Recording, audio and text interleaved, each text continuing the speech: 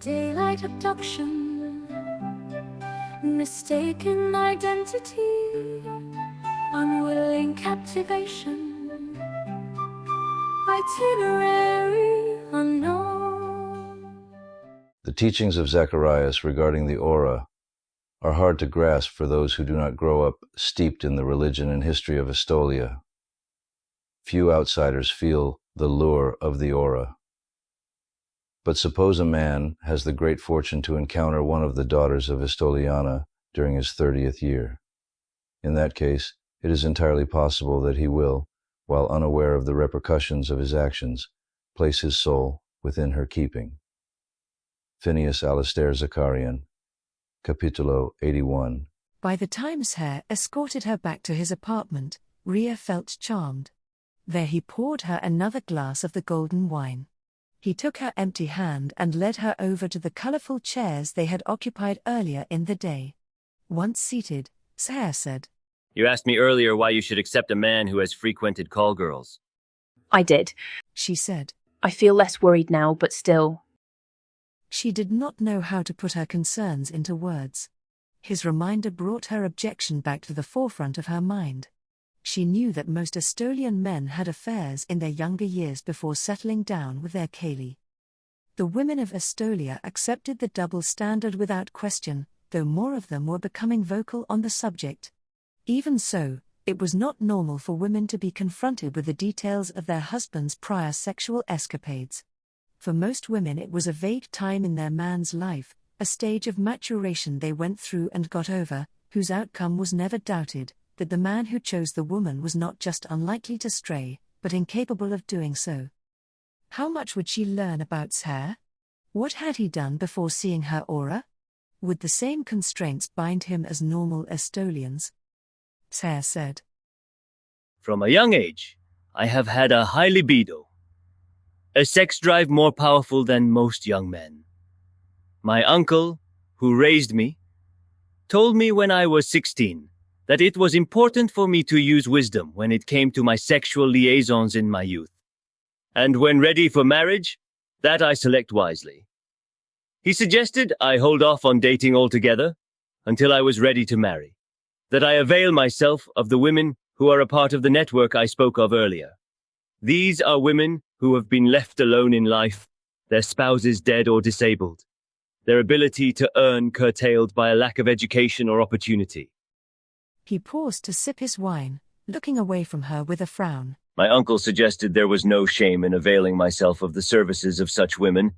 They would receive remuneration for their understanding, and as a result, I would not have to worry about my female companions having the wrong ideas about our association.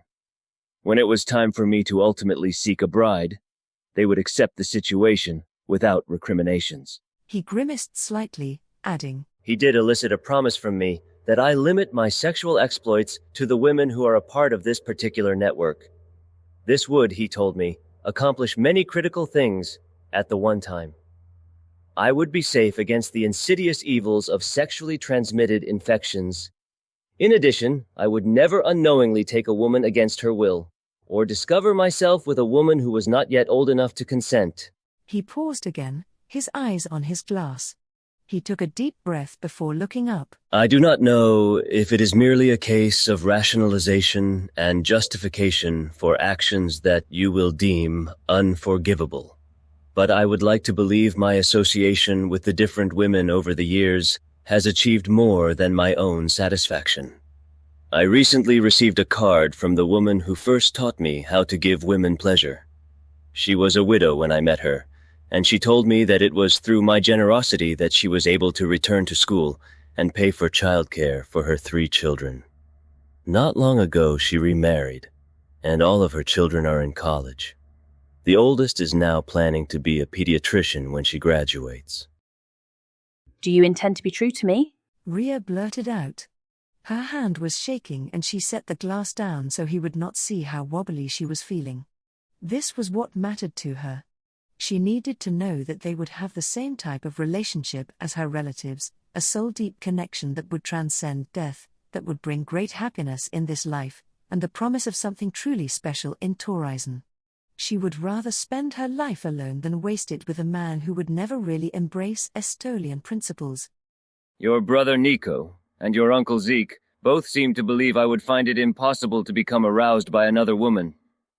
Is that not true? Once again, she felt the chasm of her ignorance yawning in front of her. It was insupportable that the women of Estolia were not given a comparable religious education as the men. She would have a long chat about the matter with her brother when she returned to Estolia. I do not know that I understand it properly. She admitted to him. Let us assume that it is not true. If you could, would you be unfaithful? She picked up her wine glass and took a small sip, more relaxed now that she had shared her deepest concern. His hair did not respond right away. Instead, he set his glass down, and took her glass from her, setting it next to his. He got to his feet and urged her to stand. He was close enough, as he looked into her amber eyes, for her to feel the heat of his skin and to see a pulse beating in his temple. She could see the irises of his eyes, they were a vibrant blue. In that moment, she felt as if she was on a magic carpet ride guided by deity. Where was deity taking them? I think, Rhiannon, the crossroads your relatives referred to is deeply significant. From the instant I saw you, I desired you. I am enchanted by you. Intrigued. I wish to make love to you until you are gasping my name with pleasure. I want to create a child with you. I look forward to the way your body will swell with a child that will be, quite literally, flesh of our flesh. I saw you sparkle and charm Michael Othello and dear Cussat Falco, and I could not help comparing you to the two other women. He lifted a hand to her shoulder, one thumb brushing along her collarbone. I must confess that it is typical for me to desire women. I often fight down the physical response of my body to the beautiful women who surround me. What is new is this focus I have on you now, Rhiannon, and only on you. Those other two women left me cold. I could not even comprehend what it would be like to wish for intimacy with them. How could I, when the only woman on my mind is you? I cannot even imagine what it is like to desire another woman anymore. He whispered. The hand at her waist slipped lower, pulling her hips closer to his. He moved closer to her until his body was touching hers. He dipped his head down until his lips were hovering over hers. Be mine. She freed several additional buttons from their moorings until she had full access to him. She caressed his shoulders when his mouth covered hers, the gentle questioning kiss transforming into an inferno of desire. The silky swirl of her dress slithering down her legs brought her back into focus. His chest was bare and she realized with a flush that her hands were resting on his belt. The memory of wrestling with it came back to her. I want to kiss you, Rhiannon. When she offered no objections, his mouth settled over hers in a kiss that spread warmth through her entire body, echoing in her extremities. One hand slipped around her waist, the other held her head. His lips were gentle, asking, sharing. He did not take, did not plunder. When he finally pulled back, she realized in a daze that she had unbuttoned the shirt he wore and was caressing the heated skin of his chest. Her eyes met his in shock. Zara. She felt more than the flame of wanting that already consumed her imagination, she felt possessive of the man pressed against her. She took 2 steps back and looked at him. His eyes met hers and he lifted his hands to finish unfastening his pants. He pushed them down, bending over to remove them. When he straightened up, he was standing in front of her gloriously naked. She felt overdressed, and knew he could remove her garments faster than she could. She moved closer and turned her back to him so he could unfasten her bra. When her undergarments fell to the carpet, she turned around again to face him. Across each of his cheekbones was a hint of color, the flush of desire, and he was breathing heavily. His eyes held hers before he took her hands and spread her arms to look at her. He sucked in his breath, his eyes rapidly taking in every detail of her body, full breasts, slender waist, slightly rounded stomach, wide hips, and flame-red curls at the apex of her thighs. When his eyes returned to hers, he said, Rhiannon, you are the most exquisite woman I have ever met in my entire life. Will you be mine, Rhiannon? He asked her again. If you really mean it to last forever, She whispered. I am yours, Zara Amador. She could not deny him, could not deny them. He led her to his bedroom, kept stopping beside his bed to kiss her again. Time ceased to matter. They went from tangled and standing to entwined upon the bed, exploring and discovering the nuances of one another. His hands and mouth wandering over her body brought every nerve ending quivering to life. The final melding of their bodies was as necessary as breathing. She gasped at the exquisite sensation of completion that swept through her, overcome by the duet of two bodies perfectly in harmony with one another. Pleasure stormed through them, sealing their union with the promised blessing of deity and gifting them a perfect connection with one another. This was what her mother had repeatedly tried to explain. The sensation of holding Hare's soul within her own was pure pleasure. When they both finally settled back to earth, their breathing and heartbeats no longer racing, he said, "I do not think, Rhiannon, that I could have accepted any other woman but you, once you were mine, even if I did not know the first thing about your faith."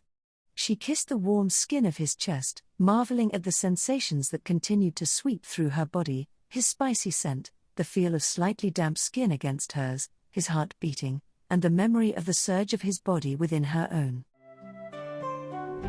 Estolian princess in an alien place, in her headstrong desire to get her education, her giddy justification, a daylight abduction, mistaken identity, unwilling captivation, itinerary